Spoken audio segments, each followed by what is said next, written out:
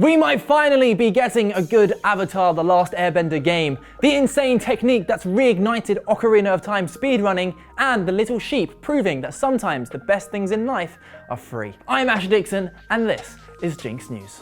Avatar: The Last Airbender is one of those IPs that just oozes with potential, but has been mistreated time and time again, because what started as arguably one of the greatest kids shows of all time has spawned into all sorts of disappointing abominations. We've had a load of games which have pretty much all been mediocre at best, and as we all know, there is no movie in Ba Sing Se. Now, just like Aang's arrival in the original show, hope has once again reared its head in the form of a live-action Netflix adaptation, and with a non-whitewashed cast and examples of the main character's name actually being pronounced correctly, there's some cautious optimism that it might not be yet another flop. And let's be clear, if Netflix pulls this off, we already know this franchise has legs, and that means fans will be hungry for more, so much more, and it seems that anticipation is being accounted for. That's because publisher Maximum Games have announced a brand new competitive multiplayer fighting game set in the universe of Avatar. Now, we have very few details at the moment from which platforms it will be on or who's even developing it, but what we do know is that it will be in early access from next year. And is it the genre I was hoping for? Well, no, because I'd give my left leg for Avatar: The Last Airbender to get the Hogwarts Legacy treatment. But saying that, a fighting game makes perfect sense. Combat is a core part of the series, and all those element-bending abilities are ripe for some exciting and creative movesets. Well, as long as the Cabbage Man is there along for the ride. My cabbages! Now, we've already been given a taste of what this might look like. After all, several Avatar characters appear in the Nickelodeon All-Star Brawl games. So what do you think? Is an Avatar fighting game a good idea? Do you have any hope that it will be any fun? Let us know in the comments. Let's journey now into the wild world of speedrunning, because while I clearly lack the skills to participate, it's still rather fun to watch from afar. The Legend of Zelda Ocarina of Time is not only an absolute classic, but it's also got a rather fantastic speedrunning community. And for the last 12 years, the optimal route to complete it has been the same. Dubbed Ganondorf, the strategy essentially involves glitching through a door in the Deku Tree and then miraculously warping to Ganon's tower at the end of the game. Gotta love that spaghetti code. However, the race is back on, thanks to a brand new accidental discovery.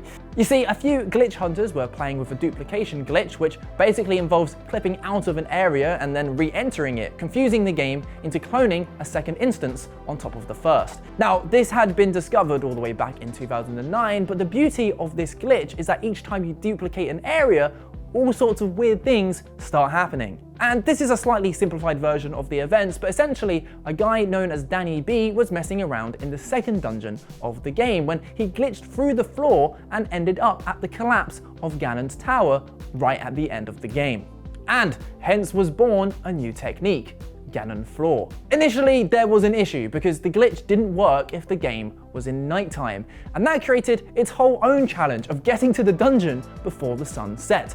Luckily, a community of speedrunners worked tirelessly to make that happen, resulting in some fantastically named techniques such as the water extended super slide, which is where you jump into a very specific part of a wall at an exact angle, resulting in Link going whee! How people discover this stuff is genuinely mind-blowing. And this is just one of many incredibly difficult techniques needed to get this new route to work. And what do speedrunners get for all of this effort? Well, about 70 seconds off of the run. It doesn't sound like much, but it sparked a new era in Ocarina of Time speedrunning, and that time is only going to get quicker while people perfect this technique. In fact, this newfound interest may have sparked an even quicker route found by someone called Mr. Cheese, and I cannot even begin to explain how comically complicated this technique is, because by using the GameCube version and executing a series of steps involving frame-perfect moves and the specific volume of certain enemies, you can basically run warp to any scene in the game. Crazy stuff. So who knows how those leaderboards are going to shape up over the next few months. I personally love how speedrunning breathes new life into a game, and if you enjoy these kinds of stories, please do consider hitting that subscribe button. It massively helps us out. Right, this show isn't normally about reviews and recommendations, but every now and then something truly special comes along and the world just deserves to know about it. And last night, while my partner and I tucked in for a cute, quiet night in for Valentine's, a delightful little game about a sheep caught our eye. Titled Sheepy, a short adventure, it promised a bite-sized journey for us to complete before the night had concluded. And being completely free on Steam, there was no harm in giving it a go, though there were some doubts it would be worth our time. What unfolded was the most enjoyable gaming experience I've had this year so far. At its core, it's a simple game with a recipe we've seen before, but the beauty is in how each ingredient has been delicately selected and sprinkled in with just the right amount. The game opens with a moody, dystopian scene with our unassuming little sheep tucked away under a mountain of rubble. Immediately, it evokes the same gloomy style of games like Hollow Knight and Ori and the Blind Forest, but with its own glorious handcrafted pixel art. Emboldened by a beautifully crafted blend of sound and music, a glittering light sparkles and collides with our little bundle of wool and breathes life into our little hero. Waking to a melancholy scene, they wonderfully skip forward, a glimmer of hope in a broken world.